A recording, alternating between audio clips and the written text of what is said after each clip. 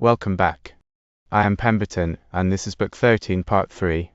Simon is gone, treacherously killed at a feast by his own son-in-law, and his son John Hyrcanus takes the high priesthood and the rule. His is a long, strong reign.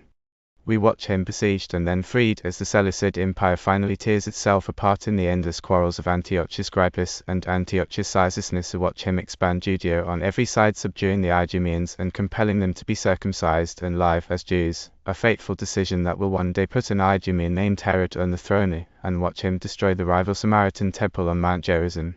And at his death, his son Aristobulus does what no Jewish leader had done since the exile: he puts a crown on his own head and calls himself king. Let us go on. Ptolemy withdrew to one of the fortresses above Jericho, a place called Diadem. Hyrcanus then took up the high priesthood that had belonged to his father. His first act was to win God's favor with sacrifices. After that he set out against Ptolemy. When he attacked the fortress, he was stronger than Ptolemy in every way except one: his pity for his mother and brothers weakened him. Ptolemy brought them out onto the wall, tortured them where everyone could see, and threatened to throw them down headfirst unless Hyrcanus gave up the siege. Hyrcanus believed that every time he eased his pressure on the place, he was showing kindness to those dearest to him by delaying their suffering, and so his determination cooled. But his mother stretched out her hands and begged him not to lose heart because of her. Instead, she urged him to let his anger grow stronger, do everything he could to take the fortress quickly, bring their enemy under his power, and then punish him for what he had done to Hyrcanus' own family. She said death would be sweet to her, even with torture, if only their enemy could be punished for his wicked treatment of them. When his mother spoke this way, Hyrcanus resolved to take the fortress at once. But when he saw her beaten and torn apart, his courage failed. He could not help sharing in her suffering, and he was overcome by it. Because of this, the siege dragged on until the year arrived in which the Jews were accustomed to rest. They observed this rest every 7th year, just as they rest every 7th day. Since the year freed Ptolemy from the war, he killed Hyrcanus' brothers and mother, and then fled to Zeno, also called Catullus, who was then tyrant of the city Philadelphia. Antiochus, still deeply troubled by the disasters Simon had brought upon him, invaded Judea in the 4th year of his reign, which was the 1st year of Hyrcanus' rule, in the 162nd Olympiad. After burning the countryside, he shut Hyrcanus up inside the city and surrounded it with 7 camps. At first he accomplished nothing, because the walls were strong and the defenders were brave. They did once run short of water, but they were rescued by a heavy rain that fell at the setting of the Pleiades. Near the northern part of the wall, however, where the city happened to stand level with the ground outside, the king raised 100 towers, each 3 stories high, and stationed bodies of soldiers on them. He attacked every day, cut a double ditch that was deep and wide, and enclosed the inhabitants inside it as if within another wall. The besieged, however, kept making frequent sallies. Whenever they found the enemy off guard anywhere, they attacked and did great harm, and when they were noticed, they easily withdrew back into the city. Hyrcanus saw the difficulty caused by having so many people inside the city. The provisions were being used up more quickly, while such a large crowd, as one would expect, contributed nothing. So he separated out the useless part of the population, sent them out of the city, and kept only those who were in the prime of life and fit for war. Antiochus would not allow the expelled people to leave, so they wandered between the walls, wasted away from hunger, and died miserably. But when the Feast of Tabernacles was near, those inside pitied their condition and took them back in. Hyrcanus then sent to Antiochus and asked for a 7-day truce because of the festival. Antiochus respected this act of devotion toward God and granted the truce. More than that, he sent in a magnificent sacrifice: bowls with gilded horns, every kind of sweet spice, and cups of gold and silver. Those at the gates received the sacrifices from the men who brought them and carried them to the temple, while Antiochus feasted his army. His conduct was entirely different from that of Antiochus Epiphanes, who, after taking the city, offered swine on the altar and sprinkled the temple with broth from their flesh, intending to violate the laws of the Jews and the religion handed down from their ancestors. For that reason our nation made war against him and would never be reconciled to him. But because of this Antiochus's great zeal for religion, everyone called him Antiochus the Pious. Hyrcanus received this moderation kindly. When he understood how reverent Antiochus was toward the deity, he sent an embassy to him asking that the Jews be restored to the settlements they had received from their forefathers. Antiochus rejected the advice of those who wanted him to destroy the nation completely because their way of life was unsociable toward other peoples, and he paid no attention to what they said. Since he was persuaded that everything the Jews did came from a religious mind, he answered the ambassadors that, if the besieged would surrender their weapons, pay tribute for Joppa and the other cities bordering Judea, and accept one of his garrisons, he would no longer make war on them. The Jews were willing to accept the other conditions, but they would not agree to receive the garrison, because they could not associate or live in conversation with other peoples. Instead of admitting the garrison, they offered to give Antiochus hostages and 500 talents of silver. They paid 300 talents at once, and immediately sent the hostages, and King Antiochus accepted them. One of the hostages was Hyrcanus' brother. Even so, Antiochus broke down the fortifications that surrounded the city. On these terms he ended the siege and departed. Hyrcanus opened the sepulchre of David, who surpassed all other kings in wealth, and took 3,000 talents out of it. He was also the first of the Jews to use such wealth to maintain foreign troops. A league of friendship and mutual assistance was made between Hyrcanus and Antiochus. After this, Hyrcanus admitted Antiochus into the city, generously supplied his army with everything it needed in great abundance, and accompanied him when he made an expedition against the Parthians. Nicholas of Damascus bears witness to this for us in his history. When Antiochus had set up a trophy at the river Lycus after defeating in Dates, the general of the Parthians, he stayed there 2 days. This was at the request of Hyrcanus the Jew, because it was a festival handed down to them from their forefathers, on which the law of the Jews did not permit them to travel. Nicholas did not speak falsely in saying this, for the festival we call Pentecost then fell on the day after the Sabbath. It is not lawful for us to travel either on the Sabbath day or on a festival day. But when Antiochus joined battle with Aristobulus, king of Parthia, he lost a large part of his army, and was himself killed. His brother Demetrius succeeded to the kingdom of Syria with the permission of Aristobulus, who released him from captivity at the same time that Antiochus attacked Parthia, as we have already related elsewhere. When Hyrcanus heard that Antiochus had died, he immediately led an expedition against the cities of Syria. He hoped to find them short of soldiers and unable to defend themselves. Even so, he did not capture Medaba until the 6th month, and only after his army had suffered extreme hardship. After that he took Symaga and the places near it. He also took Shechem, Gerizim, and the nation of the Cuthians, who lived around the temple that was built to resemble the temple at Jerusalem. As I have already related, Alexander had allowed Sanballat, the general of his army, to build that temple for the sake of Manasseh, who was the son-in-law of Jaddua the high priest. That temple was now deserted, 200 years after it had been built. Hyrcanus also took Dora and Marissa, cities of Idumea, and brought all the Idumeans under his power. He allowed them to remain in that country if they would circumcise themselves and live by the laws of the Jews. They were so eager to keep living in the land of their forefathers that they accepted circumcision and the rest of the Jewish way of life. From that time onward, therefore, they were no longer anything other than Jews. Hyrcanus the high priest wanted to renew the treaty of friendship that his people had with the Romans. He therefore sent an embassy to them. When the Senate received the Jews' letter, they renewed the treaty of friendship with them in the following form. Flavius, the son of Marcus, the praetor, assembled the Senate on the 8th day before the Ides of February in the Senate house. Lucius Manlius, the son of Lucius of the Mentine tribe, and Caius Sempronius, the son of Caius of the Falernian tribe, were present. The matter before the Senate was this: the ambassadors sent by the people of the Jews, Simon, the son of Dositheus, Apollonius, the son of Alexander, and Diodorus, the son of Jason, worthy and honorable men, had something to propose concerning the treaty of friendship and mutual assistance that already existed between the Jews and the Romans, and concerning other public affairs. They asked that Joppa, the harbors, Gazara, the springs of Jordan, and the other cities and territories belonging to them, which Antiochus had taken from them in the war contrary to the decree of the Senate, be restored to them.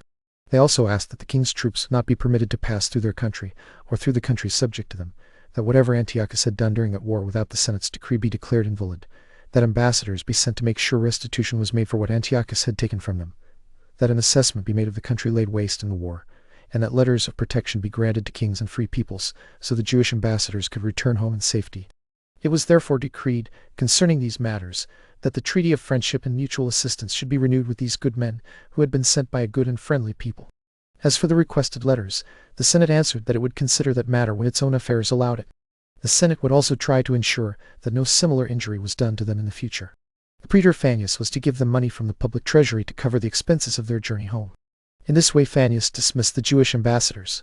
He gave them money from the public treasury, and he gave the Senate's decree to those who were to escort them and see that they returned home safely. This, then, was the state of Hyrcanus the high priest's affairs. As for King Demetrius, he wanted to make war on Hyrcanus, but he had no opportunity and no room to do so, because both the Syrians and the soldiers hated him for being a wicked man. They sent ambassadors to Ptolemy, who was called Physcon, asking him to send them someone from the family of Seleucus to take the kingdom. Ptolemy sent them Alexander, who was called Sabina, with an army. A battle followed, and Demetrius was defeated. He fled to his wife Cleopatra at Ptolemais, but she would not receive him. From there he went to Tyre, where he was captured. After suffering greatly at the hands of his enemies before his death, he was killed by them. Alexander then took the kingdom and made a treaty with Hyrcanus. Later, however, when Alexander fought Antiochus, the son of Demetrius, who was called Grypus, he too was defeated in battle and killed. When Antiochus had gained the kingdom, he was afraid to go to war against Judea, because he heard that his brother by the same mother, who was also named Antiochus, was raising an army against him from Cyzicenus. So he stayed in his own country and decided to prepare for the attack he expected from his brother, who was called Cyzicenus, because he had been brought up in that city. Cyzicenus was the son of Antiochus called Soter, who died in Parthia. He was also the brother of Demetrius, the father of Grypus, for as we have related elsewhere, the same Cleopatra had happened to be married to two brothers. When Antiochus Cyzicenus came into Syria, he remained at war with his brother for many years. During all this time Hyrcanus lived in peace. After the death of Antiochus, he revolted from the Macedonians, and no longer paid them the least attention, either as their subject or as their friend. His affairs improved and flourished greatly in the time of Alexander Zabina, and especially under these two brothers, because their war with each other gave Hyrcanus the chance to enjoy quiet in Judea, so that he gathered an immense amount of money. But when Antiochus Cyzicenus began to distress his land, Hyrcanus openly showed what he intended. When he saw that Antiochus had no Egyptian auxiliaries, and that both he and his brother were in a bad condition because of their struggle with one another, he despised them both. Hyrcanus therefore made an expedition against Samaria, which was a very strong city. Its present name, Sebast, and its rebuilding by Herod will be discussed at the proper time.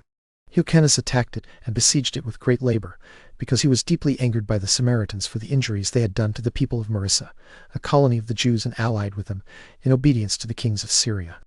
After he had dug a ditch and built a double wall around the city, 80 furlongs in length, he appointed his sons Antigonus and Aristobulus to command the siege.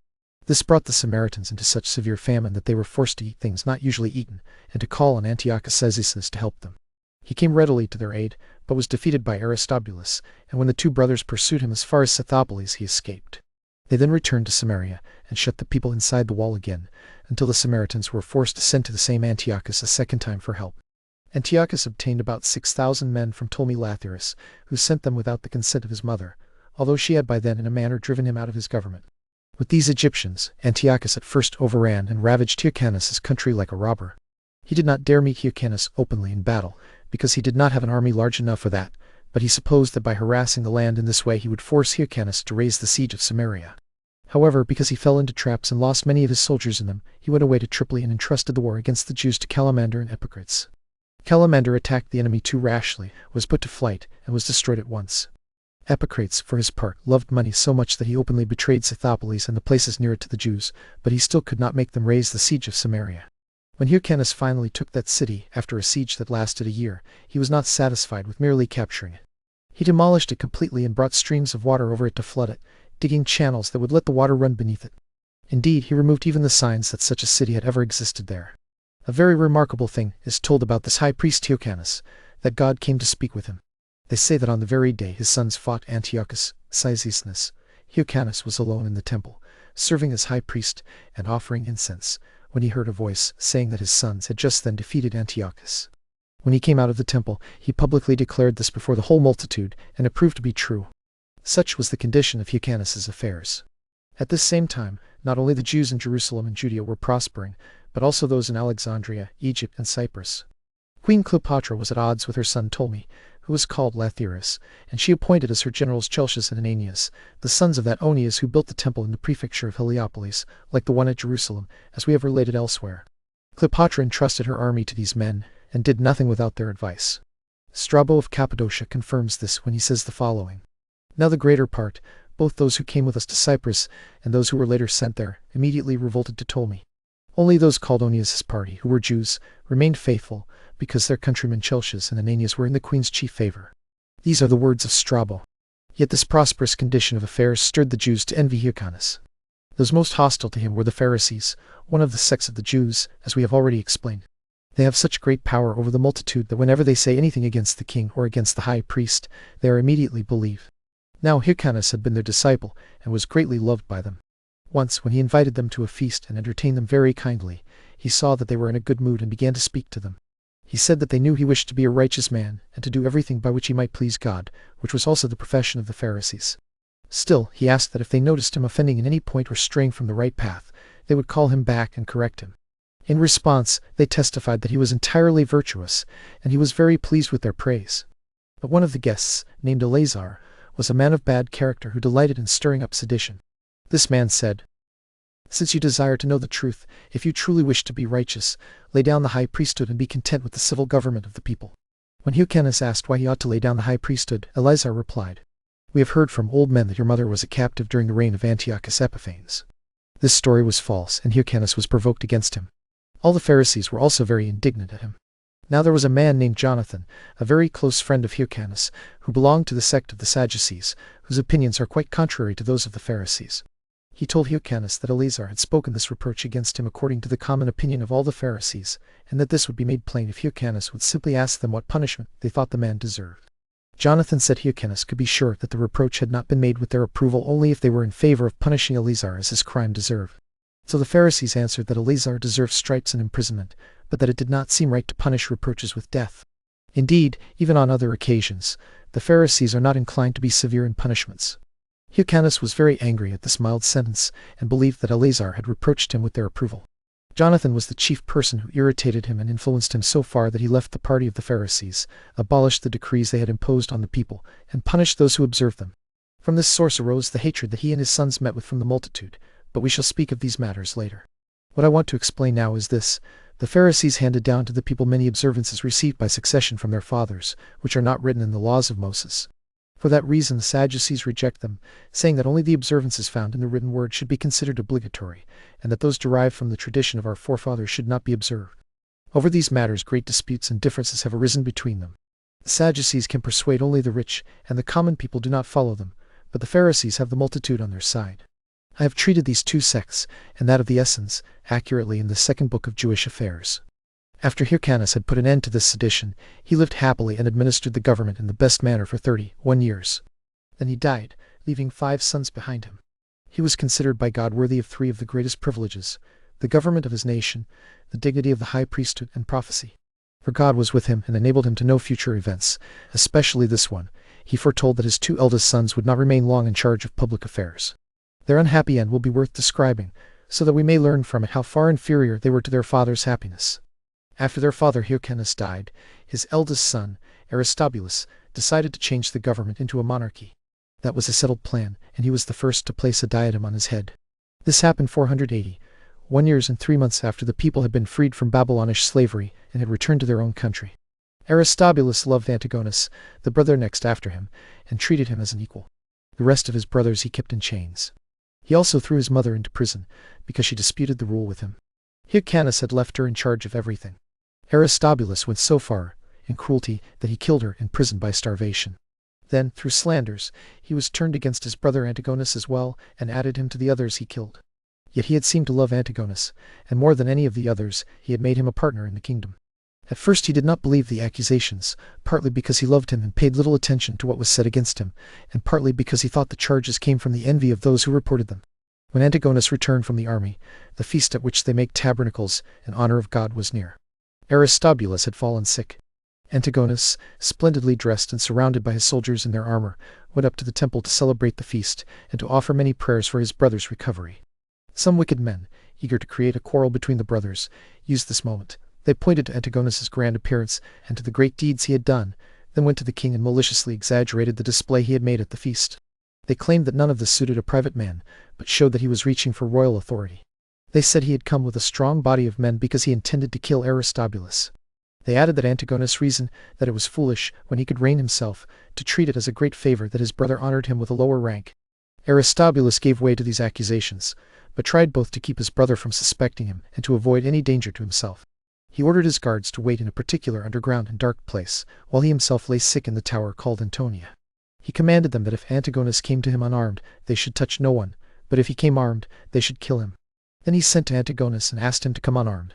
But the queen and those who joined her in the plot against Antiochus persuaded the messenger to tell him the exact opposite, that his brother had heard he had made himself a fine suit of armor for war, and wanted him to come wearing it, so he could see how splendid it was. Antiochus suspected no treachery. Trusting in his brother's goodwill, he came to Aristobulus armed, as he usually was, wearing his whole suit of armor in order to show it to him. But when he reached a place called Strato's Tower, where the passage was extremely dark, the guards killed him. His death shows that nothing is stronger than envy and slander, and that nothing more surely tears apart men's goodwill and natural affection than those passions. At this point one may wonder at Judas, a man of the sect of the Essenes, who never failed to tell the truth in his predictions. When this man saw Antiochus passing by the temple, he cried out to his companions and friends, who stayed with him as pupils in order to learn the art of foretelling the future. It would be good for me to die now, since I have spoken falsely about Antigonus. He is still alive, and I see him passing by, though I foretold that he would die today at the place called Strato's Tower. That place is 600 furlongs away from where I said he would be killed, and a large part of the day is already past. So I am in danger of proving to be a false prophet. While he was saying this in a gloomy state of mind, news came that Antigonus had been killed in an underground place that was itself also called Strato's Tower, or had the same name as that Caesarea which stands by the sea. This event threw the prophet into great confusion. Aristobulus immediately repented of killing his brother. Because of this, his illness grew worse. His mind was disturbed by the guilt of so wicked an act, and his inward parts were corrupted by his unbearable pain, so that he vomited blood.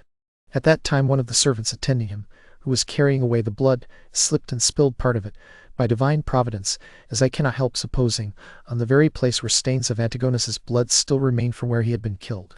Those who saw it cried out, as if the servant had deliberately poured the blood there. Aristobulus heard the outcry and asked what had happened. When they would not answer, he became still more eager to know, since it is natural for people to suspect that what is hidden from them is something very bad. So, by threats and fear, he forced them at last to tell him the truth. Then, in the mental distress caused by his awareness of what he had done, he shed many tears, groaned deeply, and spoke. I see, then, that I cannot be hidden from God after the impious and horrible crimes I have committed. A sudden punishment is coming upon me for shedding the blood of my own relations. And now, you most shameless body of mine, how long will you hold on to a soul that ought to die, so that the ghosts of my brother and my mother may be appeased? Why do you not give it all up at once? Why do I hand over my blood drop by drop to those whom I have so wickedly murdered? After saying these last words, he died, having reigned for 1 year. He was called a lover of the Grecians. He had given many benefits to his own country, made war against Etruria, added a large part of it to Judea, and compelled its inhabitants, if they wished to remain in that country, to be circumcised, and to live according to the Jewish laws. By nature he was a man of sincerity and great modesty, as Strabo testifies in the name of Timagenes, who says that this man was sincere and very useful to the Jews, for he added territory to them, gained for them part of the nation of the Etrians, and bound those people to them by the bond of circumcision. And there we will pause, with the high priests of the Maccabean line now styling themselves kings, and the all-priestly simplicity giving way to crowns, palaces, and the ordinary cruelties of dynastic power, Aristobulus imprisoning his own mother and brothers. The Hasmoneans have become what they once fought. Next time, in Part 4, the close of Book 13, the turbulent reign of Alexander Jannaeus, his foreign wars, and the savage civil war against his own people led by the Pharisees, and then the very different reign of his widow, Queen Alexandra, who hands real power to those same Pharisees. Mind the footnotes, and beware the folly. And before the lamp goes out, a small request. If something tonight taught you, or surprised you, or simply delighted you, do leave a comment and tell me what it was. And if there is a work, an author, or a tale you should like me to take up next, set it down there as well. I read every one, and many an episode has begun its life as a viewer's suggestion. Until next time.